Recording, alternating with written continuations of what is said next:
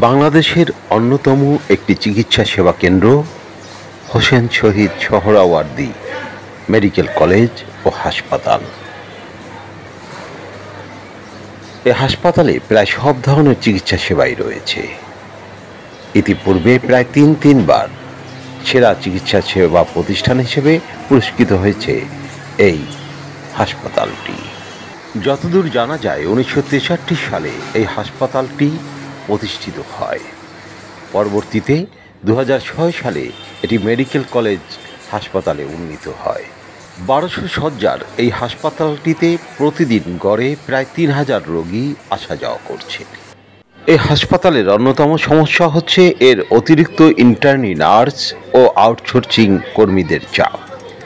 পাশাপাশি রয়েছে অ্যাম্বুলেন্স পাওয়া নিয়ে সমস্যা।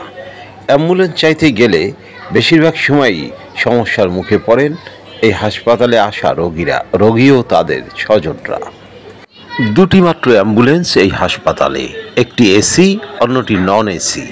স্বাভাবিকভাবেই রোগী ও স্বজনদের চাহিদা এসি অ্যাম্বুলেন্সটি, অথচ এসি অ্যাম্বুলেন্সটি সচরাচর পাওয়া যায় না বলেই অভিযোগ রোগী ও স্বজনদের।